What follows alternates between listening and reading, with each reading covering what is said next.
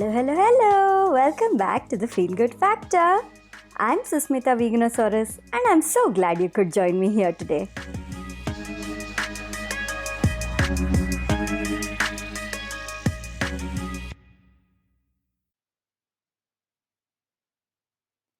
Hi everyone! Today I have a guest, Namita Kulkarni. Namita is a travel and yoga blogger. She runs the blog Radically Ever After, and she is also an artist. So she says that she's been doing a lot of painting during the past few months of the lockdown. Namita is here today to discuss about her journey into how she got into traveling and all that. To give you a little bit of a backstory, Namita and I tried to do a recording a few months ago, just around the time the lockdown had started, sometime in early April. And unfortunately, that recording didn't pan out. Finally, I'm just happy that I've got her back on board.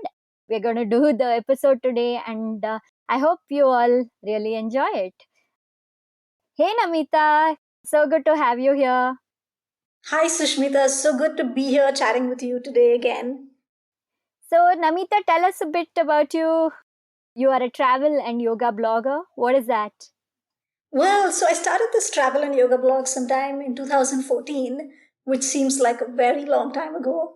So I began it just because I was really excited about sharing my travel adventures with the world in a way that would last and in a way that wouldn't make anybody's ears fall off because I could go on and on talking about it forever. So it just seemed like the most civilized thing to do would be to write about it. And that way I get to remember and relive and relish my memories all over again, even later on, because you tend to forget a lot of the funny details and the interesting anecdotes that happen. Unless you write them down, they evaporate and it's like it never happened then. So I love to come back from a trip and to look back on it and then to sit and write what I got from it, just to give myself a way to look back on it later. And then also, it's a way for other people to enjoy and maybe vicariously travel. Like a lot of people tell me they enjoy that aspect of reading my writing. Yeah, so that's how I began the blog. And then, one thing led to another and it picked up, got more and more read over the years.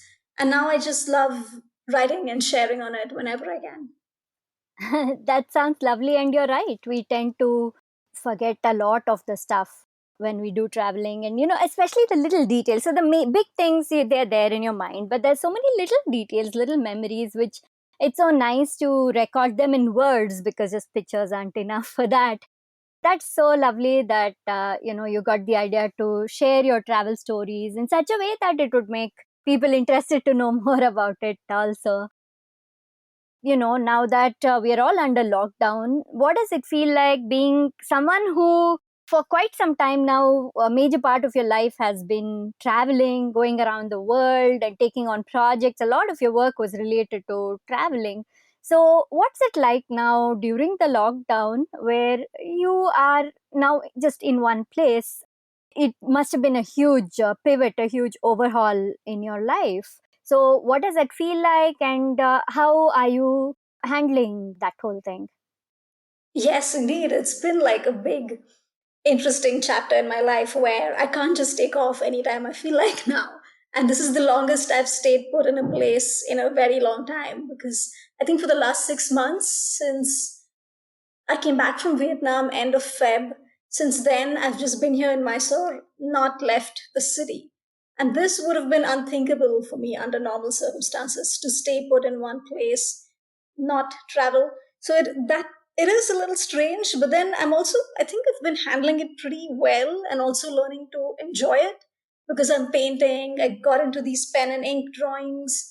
Now I'm using some strange new materials to paint with. So I'm experimenting a lot while I'm in this apparently confined state. So you kind of learn to find freedom within the restriction.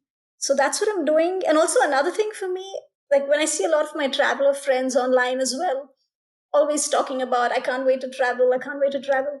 I don't feel that way because for me, a big part of being a traveler is that you don't fixate on any one thing, and that includes travel. So for me, it's really important that I'm not so fixated on even traveling. So that way I like the experiment that this lockdown has been for me. Oh, that's lovely. And I like how you said that being a traveler is also not, it's not about fixating on any one thing, because you are moving from one place to another. And I like how you moved that metaphorically even in within your life, where you are not fixated on a state of traveling, and you are finding your adventures and interesting things where you are. Whatever life has brought to you, you're just living in that moment. And the drawings, the art, that sounds very beautiful. It's very nice to see that your creativity is being stoked. And perhaps you could share a couple of pictures of your painting so that I can put it in the blog post of the podcast. Yeah, sure, I'd love to do that. And I even made videos this time of me drawing. And then, you make a time lapse video when you do a drawing from the blank page to the finished drawing. That's something I always wanted to do. It was one of those things in the back of my head.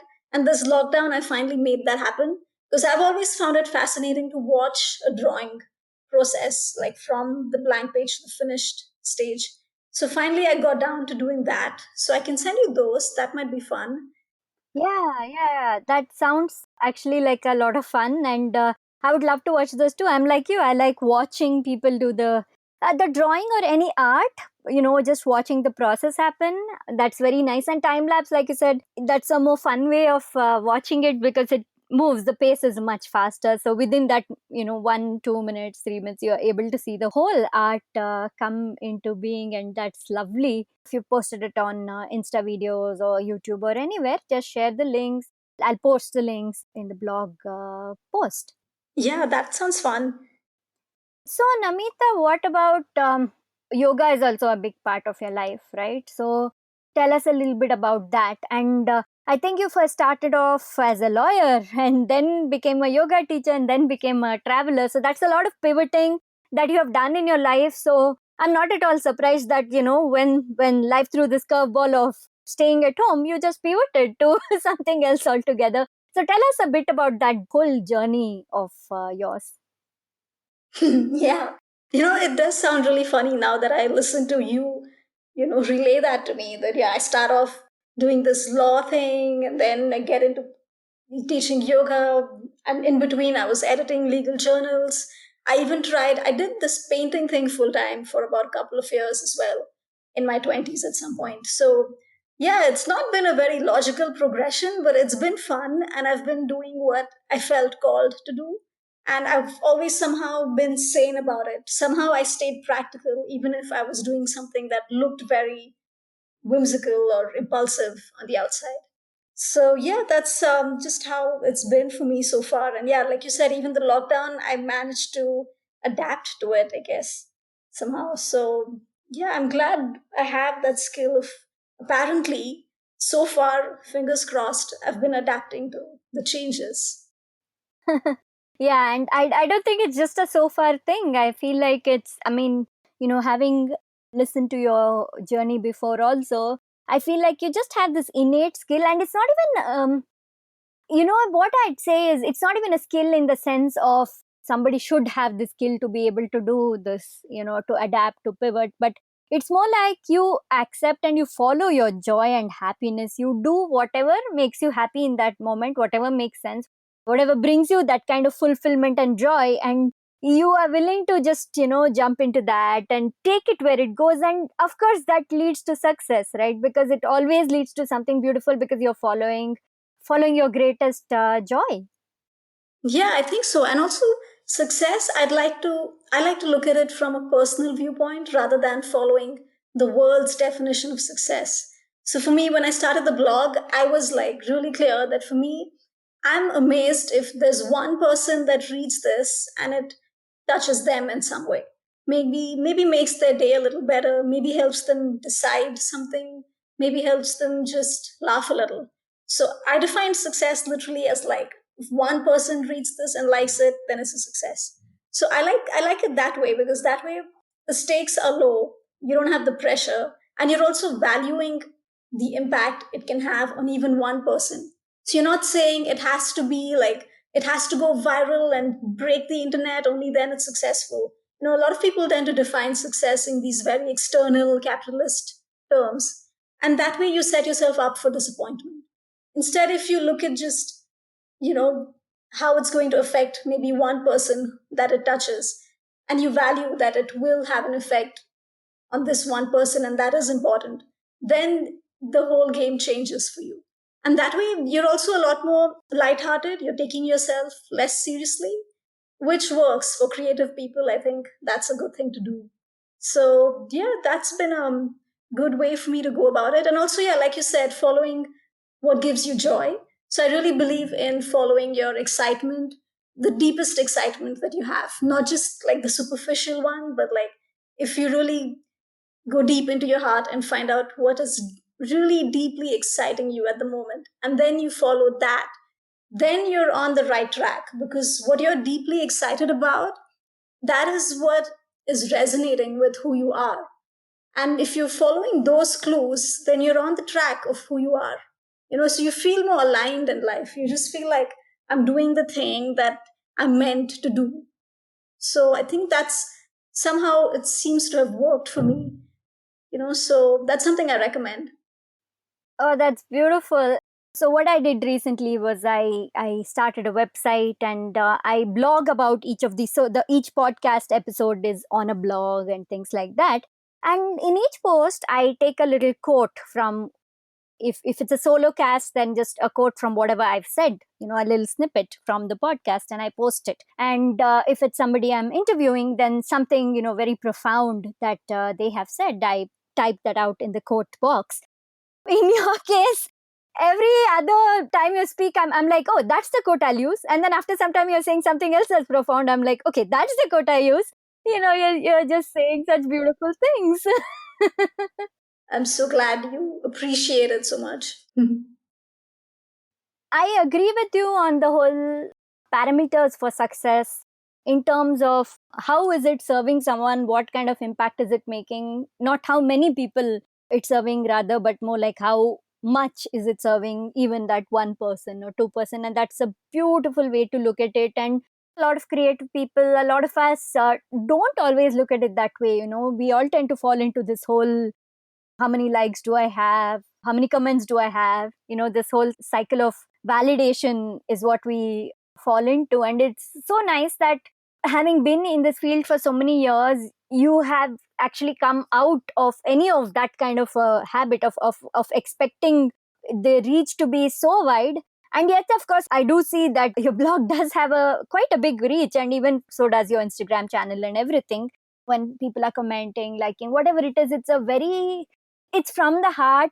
It's an organic growth, it's an organic reach, and that's what's beautiful about it, because it's real. And you can see that people are actually feeling the impact of your work versus just coming there and liking and commenting on that. Yeah, that's so important that you have and you feel a real connection with these people that you interact with online. Because, especially on these apps like Instagram or any social media apps, they are shortening people's attention spans, right? I mean, we all go there, we're scrolling and scrolling and scrolling. And so it can get very mechanical. And sometimes you may even comment on something, or you might read a comment from someone and not feel like it was really meant. It could even be a bot for all you know, right? So that's the world we live in. So it's nice when once in a while or whenever, even if you get like, maybe you're not getting that many likes or whatever, but if you're getting like one person connecting with you there, that's more valuable to me than having a million tiny attention spans on you. Yeah, that's so true. And I do know that, during this whole process of the lockdown and everything, you have taken time off from being online, kind of, taken lots of breaks from the internet and stuff like that. Can you tell us more about that? Yeah, I'd be glad to. It's so important to log off every now and then. I mean, it's a beautiful tool, social media. I don't want to, throw it under the bus completely. But at the same time, it's when it starts to distract you from your own life, that's when you know that it's eating into your life in a way that you don't want it to. It's not adding to it, it's eating into your life. So that's when you need to have the awareness to stop and be like, no, I'm going to stay with my life here, not get distracted from my life into random strangers' lives who are posting curated versions of their lives.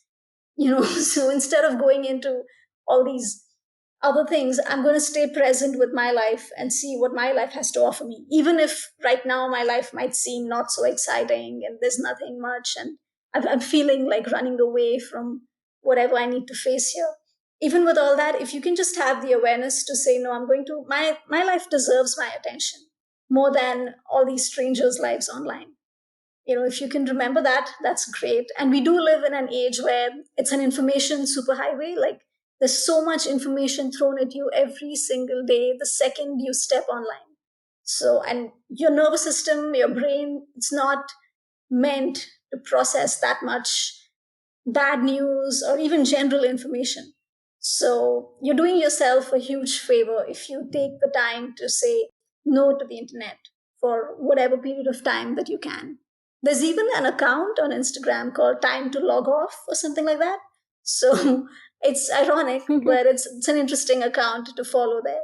And also, these apps are designed to be addictive. So they've, gotten the best brains, the best engineers out there to design these apps in a way that you get addicted. So it's not your fault. I don't want to blame anyone for being addicted. They literally walked right into the trap. They didn't know that, these apps are just designed to get you addicted to them. And before you know it, you are addicted to them.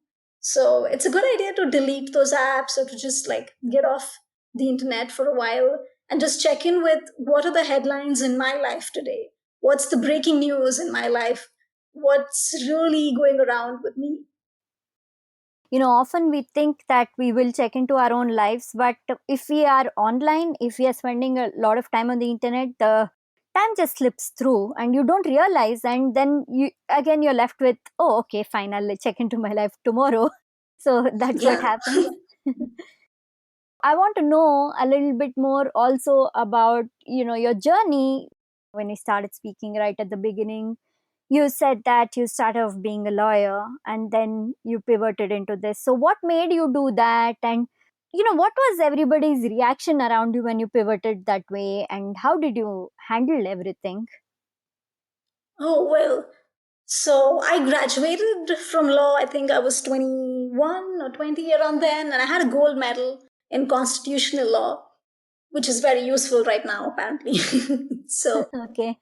yeah, so I had that, and the logical next steps seemed to be go and work in a law firm somewhere because I'd done my internship in a really, really old law firm in Bangalore, very prestigious one. But that internship had actually shown me that I don't want a life in this profession. I do not have the temperament for it. I don't have the patience for how slow the Indian legal system is. And I just can't spend my life doing this. So, yeah, and I came up with this thing that, I'm going to be a yoga teacher. So, of course, the reaction was not very friendly. You can imagine it's an Indian middle class family, and they have all these fixed aspirations for you. Boxes have to be checked, a logical progression has to be shown, and you have to just color within the lines.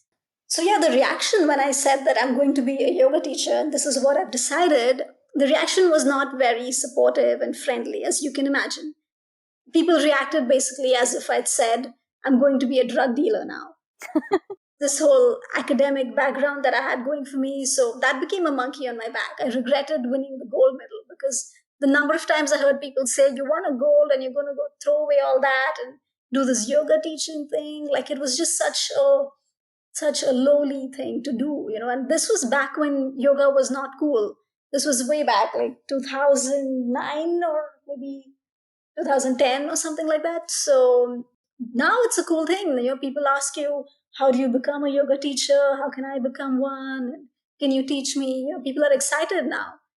But back then, it was really somehow looked down on, which is strange because, I would expect that this is something we'd be proud of as Indians.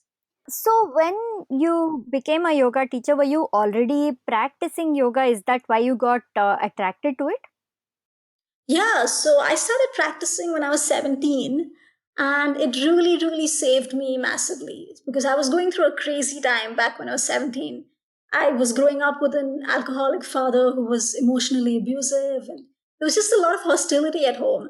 And I discovered this yoga class close by, and it just like did something to free up the space inside my brain. I don't know how else to put it. So I would walk out of every class feeling like I'm walking on a cloud now. And it was amazing. And also like I had like some breakdowns as well, because this is another thing that happens to a lot of people who start yoga, where after a few weeks or maybe days, you start to cry a lot. Like it's like you're releasing a lot of pent up trauma and grief. So that happened, and I knew that okay, this stuff is powerful. I thought it was just some excuse to be out of the house, but it's turning out to really have an impact on me. So I started to pay more attention to how this is affecting me. And I noticed that, it can seem a little chaotic sometimes. Sometimes I'm crying like that, sometimes I'm feeling amazing. Eventually things balanced out, and I found a good equation with the practice where I knew that this is good for me. So finally, I became really trusting with the practice that this is something that's good for me, it's working for me. So that helped for me to get consistent with my practice. And then, even if there wasn't a class, I would be practicing from books. In fact, when I began practicing at 17, it was with a book. And then the class came along. And then I moved. So the class wasn't around, but I stuck to the practice one way or another. And yeah, that's how I had a respect for the practice, that this does good things to people. Somehow it, shifts things inside you in a way that can feel crazy in the moment, but finally it's for your good. So I knew that it would be nice to share this with people. I felt really that conviction. When something's worked for you, then you can say that, yeah, I know it'll work for other people too. So I felt like, yeah, I really would like to share this with people. And that's how I got into teaching. So yeah, it was interesting that way. That's just beautiful. And again, it goes back to this your desire to serve and to make an impact. Then there is no looking back. If you're practicing all along and it's helped you so much, and that's why you want to become a teacher, then you've found your calling right there, right? And yeah, as you were saying, it is surprising that your family and people around you, they didn't think it was good enough for you to be a yoga teacher, especially because we're Indian and it's such a beautiful, ancient practice and it's something to be proud of. What about your traveling journey? How did that begin? And how did that take off? Well, it's connected to the yoga actually, because I went to Rishikesh for a yoga teacher training, which was for 1 month. And I had a really nice time there because I just met people from all over the world. And we spent about a week in this really remote Himalayan village called Netala. So that's where the ashram was. And it felt like going back in time a few centuries, because this place is literally off the grid. There's no question of cell phone reception. Forget about internet or anything. And everything there is really quaint and the way you would imagine a village would be 2 centuries ago. Like the people had the simplicity about them, the animals moving about without any fear of humans getting close to them, and just how fresh the air was, and the river Ganga flowing right there. So I had a really wonderful time with that little bit of travel that happened in that 1 month. And that gave me a sense that, I might get really fond of this travel thing. And, so it kind of planted the bug in me, I think, that trip. And then eventually I traveled internationally because I randomly came across this message by a friend of mine saying that there's a health project in Mauritius. And, if you're interested, get in touch. So I asked her what it was about. And she was in my dance class. That's how I knew her. And she told me that, yeah, we need a bunch of volunteers to, do this health project in Mauritius. And I told her, yeah, I'd love to. I teach yoga and I can teach kids in schools. And that's what they wanted. They wanted someone to teach kids in schools and orphanages, and to kind of increase the level of health awareness that people have there. And it sounded like, yeah, this is something I would enjoy doing. And they would take care of your accommodation and food in return for this. And, there was some kind of deal of that sort, which made it financially feasible for me. So I jumped into this like pretty impulsively, but also with a lot of conviction that this is going to be so great.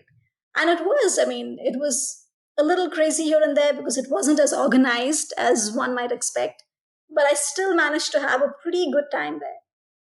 I mean, you're in Mauritius, so you better have a good time, right? Yeah. Yeah, and yeah, so that was, I think, my first solo international trip. I jumped off a few waterfalls, went swimming, and had a lot of fun time with all these random kids in different schools. A lot of them didn't know much English, and I don't know any French, and they speak French. And while I was teaching them yoga, the language, of course, was a big barrier because we didn't have a common language to talk in. But I realized they would just copy everything that I did, so they were showing up with 200% enthusiasm, and that made up for the language barrier. So if I even adjusted my hair, they would all be adjusting their hair. It felt like I have 10 or 20 mirrors in front of me. So I realized that, okay, when people bring in this much enthusiasm, and especially if they're kids, then, the language really doesn't get in the way that much. That sounds so beautiful. And then from there you just started getting more of these kind of projects and these kind of interesting opportunities, and then just started traveling. At what point did you start blogging? I think there was this Mauritius trip that I did in Jan of 2014. And then I went to a yoga festival in Bali. And after that, I started writing the stories because after these two trips, I just had a ton of stories, a ton of humor, a ton of funny, sad, weird observations that I wanted to share with people. So I think in April of 2014, that's when I decided, okay, I'm just going to start my own blog and, put it out there. And I didn't want to send these travel stories to magazines and then wait for them to publish it 6 months down the line or never maybe. I didn't want that. I wanted the autonomy where you have your own platform. Nobody's giving you a word limit and you decide on the quality, how good you want it to be, and take whatever time you need to take.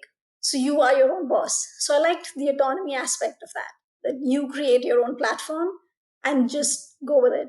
So yeah, that's how I started after these two trips. And yeah, like you said, it was nice to keep, to see how one thing kept leading to another, where you have one project and then another. And I won a contest where somehow I just had to send in like a photo and some writing, and my blog had just begun in April.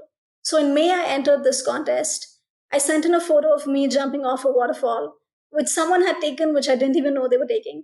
But thanks to whoever took it, I still don't know who took it.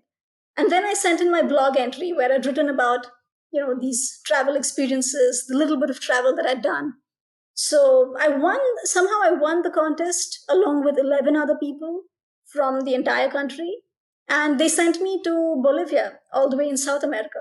So that was a huge thing to win. I mean, if someone sponsors your trip from here to South America and back and takes care of your expenses while you're there, that's a pretty big win.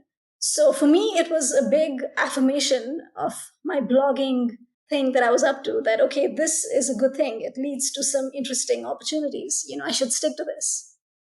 As I listen to you talk about your story, I'm realizing that it was like, your whole life, every change that you've done, everything you've flowed with, it's like one thing led to another. And if you hadn't gotten out of your law, that would have just been sucking in all your time and you would just be spending all your time there. And there's no way you would have been doing the traveling and this kind of a life. So you had to switch from being a lawyer to going into the whole, the yoga and having what you said, autonomy on your whole life, in your whole life, to do whatever you want. That kind of, I feel like it opened up all these beautiful opportunities for you.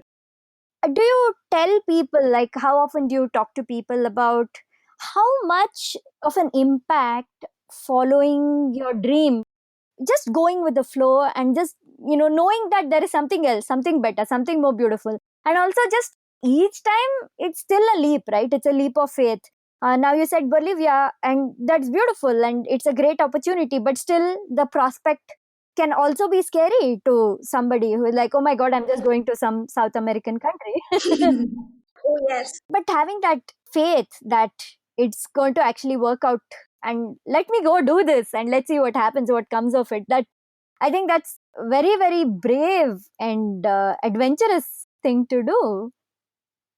Yeah, thank you. And yeah, I do, when I look back, I do recognize that a certain amount of recklessness had to be there in me for me to take up these opportunities as well.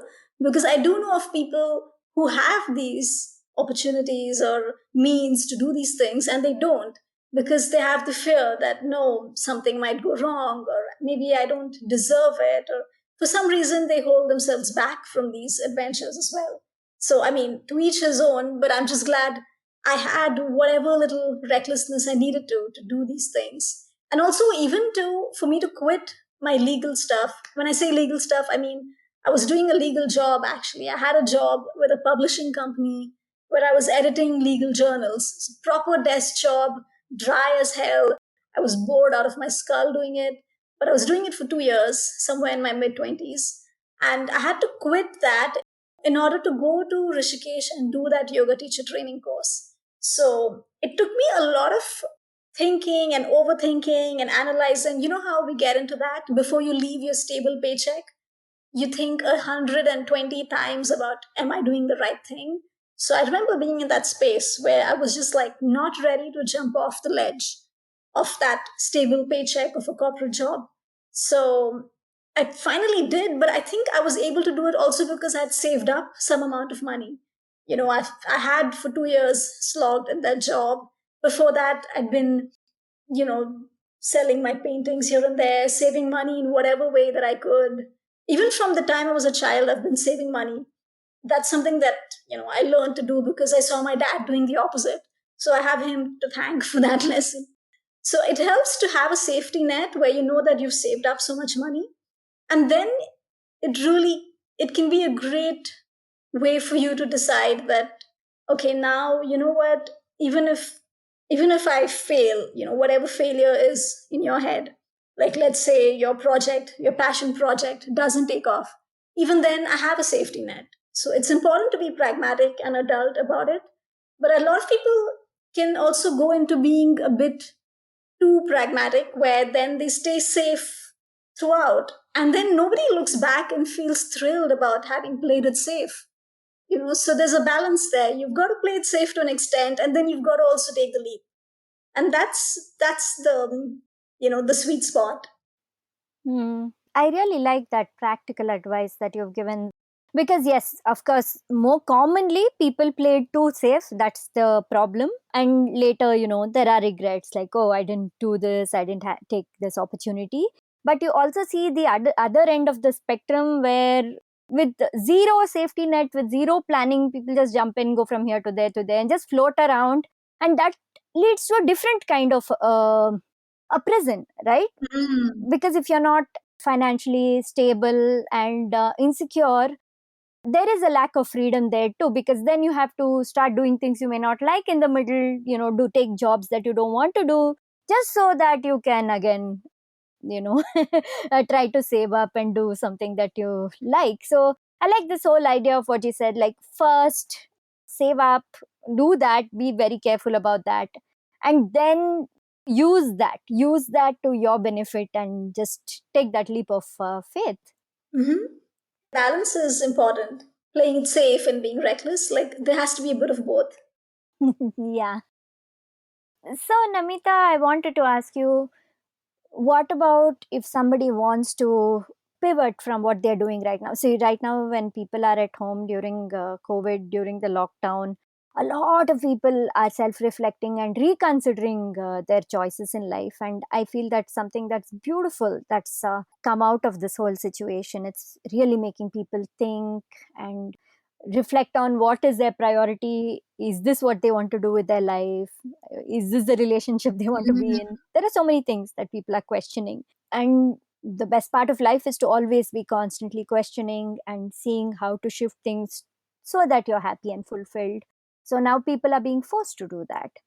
So if somebody who doesn't know what to do, who does want to pivot, who does want to do something else in their lives, what kind of advice would you give them so they can bravely do this regardless of what people around them say?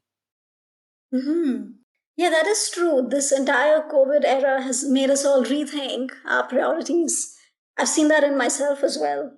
And it's great that, it's giving us a chance to hit that pause button and actually check in with, is this the life that I want to live? Which is such an important question.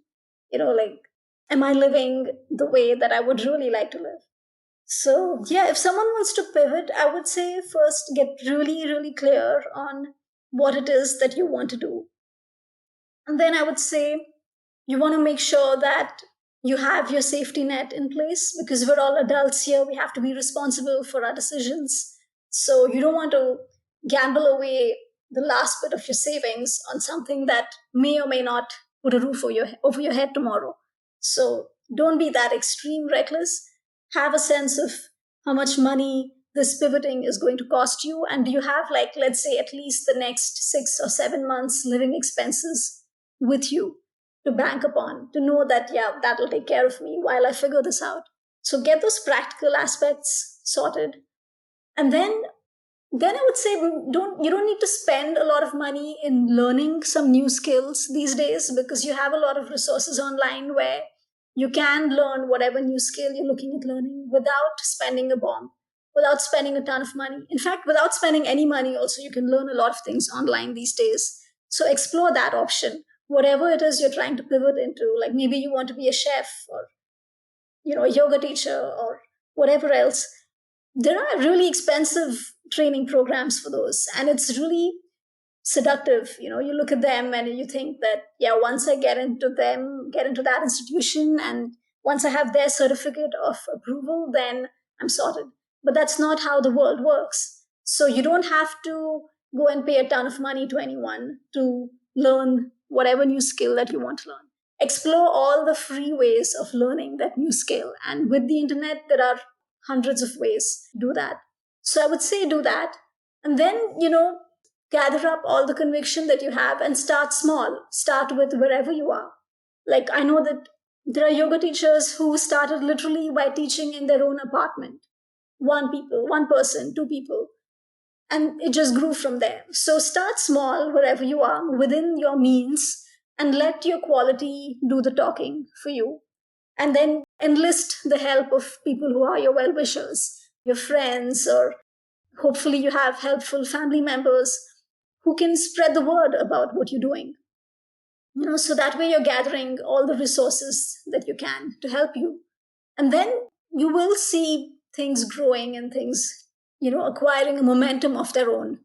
And I think that's a good way to go about it. That way you're level headed. You're not expecting the world out of your new pivoting. You're going step by step. You're taking one step after another. And that way you're not going to be completely disheartened a month down the line, because you've been realistic about it, and you also give yourself a time frame that I'm giving myself, let's say, a year, or however long you think it'll take to get your ropes, to learn your ropes, and to sort of establish your footing in this new thing. So yeah, those are the few things I would suggest. Thank you. That's great advice, and I hope it does help a lot of people who are listening to this. I'd say especially women, because we are under a lot more restrictions, right? Like the kind of expectations that are put upon us in terms of. I know a lot of young women who are right now. I'm glad I'm way out of that phase, but either like Mm. get married, or like have Mm. kids if you're married. That kind of those Yeah. kind of expectations being put onto them. There are so many of them in that stage right now, and I hope listening to your story, seeing that despite, it's not about, see, many people do this great with a supportive family, easy, but despite having opposition, Mm. you managed to do this and you've made your life what you want it to be. And that is very, very inspiring, and I hope it helps a lot of people who are listening to this and motivates them to follow their dreams too, but like you said, in a more practical way. Yeah. Namita, one last thing. Mhm. How do you, if you don't know what you want to do with your life, but you're not happy with what you're doing right now, Mm. how do you find your purpose? That's a great question. I would say don't frame it as how do I find my purpose, because that sounds daunting in itself. Just go with what's making you feel even a little bit curious or interested. Like the tiniest thing that makes you turn your head a bit and go like, hey, I wonder what that's like. So follow that impulse, that little curiosity, that little bit of fascination or sense of intrigue that something gives you. Follow the trail of that. So if you frame it as what is my purpose, it can make it seem like there's only one right answer out of a million options, and you have to find the right answer, otherwise you're wrong. So that can be a bit of a high pressure zone. So instead of putting yourself there, go with the tiniest little fascination or curiosity, anything of that sort, and see where that leads. And it will, if you're on the trail of your curiosity and whatever excites you even a little bit, then you're encouraging your brain to think in those manners. So it will lead you from one thing to another on that track. So I feel like that's a saner way to go about it.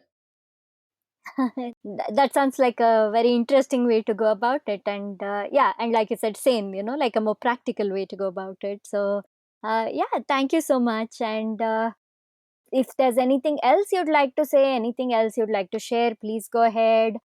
If not, then tell everybody how they can connect with you, where they can reach out, where they can find your blog, all those things. Ah, sure. So I would like to say my blog is at radicallyeverafter.com. And I recently wrote a blog post which a lot of people are finding really funny. So if anyone's looking for a laugh, and I think we could all use a laugh right now, I would say head over to my blog and read my new blog post. It's about the funny conversations that I've had on the road.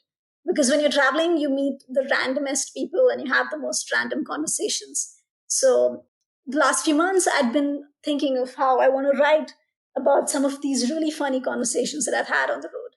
So I've done that finally. It was tricky, but I managed to convey some of the humor through the written word, as far as I can see at least.